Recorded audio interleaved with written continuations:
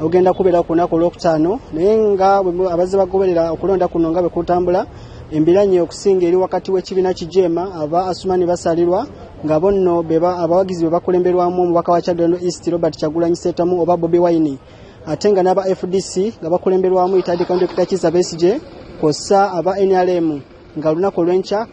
chairman w'ekibiina kyabwe era pulezidenti w'eggwanga Kaguta Museveni agenda kubeera mu kitundu kino. So akadde kano ebbugumu ly'amaanyi nnyo nga buli muntu alinze okulaba ekigenda okubeera lunaku olw'enkya mu kitundu kino kuba constituency eno ntono nnyo naye egenda kubeera mu lala 3 ez'amaanyi nga pulezidenti Museveni agenda kubeera mu kitundu kino nga wenjezaamu na NRM obululu kossa Bobi Wine agenda kukulemberamu abawagizi ba Asumani basalirwa ate ne Itadi Kandekita Kizza Besigye naye asuubira okutuuka mu kitundu kino akawungezi ka leero yetabe olunaku olw'enkya ku lukuŋŋaana lwa MC Namatende akutte bendera ya FDC. So olw'embeera eyo tugenda kuba tuwaayamuko n'omuduumizi wa poliisi mu kitundu kino omukulu Ibrahim Saiga atubuulire nga ab'ebyokwerinda beetegekedde batya olunaku olw'enkya n'embeera nga bw'eri okuva okulonda kuno wekwatandika. Fane tukwaniriza ku Television. Yes sir. Neyanziza. Embeera eri ekya mugyetekedde mutya naddala olunaku olw'enkya? Byonna ebikolebwa saa zino because saa zino wenjogera tulina okulonda okwa divisions tumaze okutegeka ekikwata ku security naye nga pulaani yaffe yonna ekwatira ddala okuva campaigns nga bwe zaatandika paka olunaku bagenda kutuwa omubaka ki agenda okubeera nga ye mubaka wa Bugiri municipality. So security plan yonna tugirina tugiteeka buteesi mu nkola tudwinze forces okuva mu fu ebirala okulaba nti tweyongera okunyweza embeera ya security abantu babeere nga basobola okugenda ku polling stations zonna eziri mu bitundu bino balonde bakomewo nga tebatusiddwako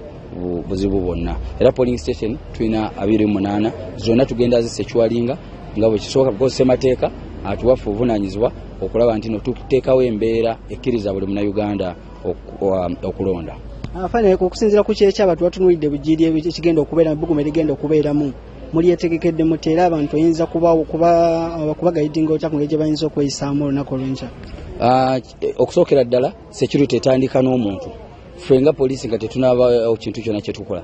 tusaba abantu baffe ti nga bo bennyini basooke beetunuuliremu beekubemuko kamera balabe gw'oyimiridde otya because kino ekintu okulonda kwa kyama. So ate okulonda kuno tetwagala kubeere nti kukutuusa ku buzibu nti kwa kufana kuwona kino kintu kya kulonda mubaka agenda kukiikirira mu parliament. So ffe nga security tulina ebifo byetuzoonize betulaba nti byebikyasinza okukola obubi mu security tubirina era tugenda kulaba nti ebifo ebyo bifuna security emala. Ekirala kye tugeze tupikiza information nti waliwo abamu kuba supporting aba candidates abagezezzaako okulaba nti bajja n'abantu okuva e Kampala mejjale mu bitundu bya Kawempe n'Embaale balabe nti beetaba mu kutabangula emirembe wano naye kuno kulabula ne sekulabula nti yenna gwe baleese ng'amanyi nti aze si mulonzi wa wano naye aze kutabula mbeera ffe tugenda mukolako nga ssemateeka bwakwa because intelligence eri ku ground etuwa buli kimu n'emmotoka n'obeera ng'esimbula busimbuzi ng'erina abantu nga bwe nkugambye nti wala basimbula bava e Kawempe tugenda basalako tulabe nti nno tebatuukiriza kigendererwa kyabwe ekyokutabangula emirembe mu kitundu kino. Bawagizi baani abo abava e Kawempe n'Embaale? Tufunye information nti Bobi Wine alina abantu baleeta okulaba nti boonoona emirembe mu kitundu kino bava Kawempe n'Embaale abamu babaleta nga balina amaka ge bagenda basuzaamu n'agamba amaka tumaze okugafuna tugenda agasalako nga bukyali so tulabe nti emirembe ziddawo mu nteeko abantu balonde bulungi nga tebalina buzibu bwonna. Waliwo cases ze mwali registarinzeeko eziva mu fujjo bw'ebito? Twaregistarinzeeko emisango gye tugeze turegistaringa ze twatandikira ddala emabega nti ab'NRM bwe baali nga bali mu eringa litwiti yaabwe yawano mu municipality baafuna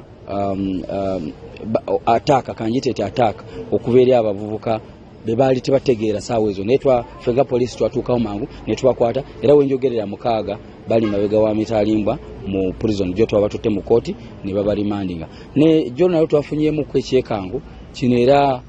buli omu akyewuunya nti omwana omuto atatuusa mwaka gumu bamutuusizzaako obulabe baadde bagezaako okufumita maama we n'abamiisinga so ne batuusa obuvune ku mwana naye bonna n'omuvubuka omulala naye gwe batuuzizzaako naye bonna bali mu first line medical services bafuna treatment.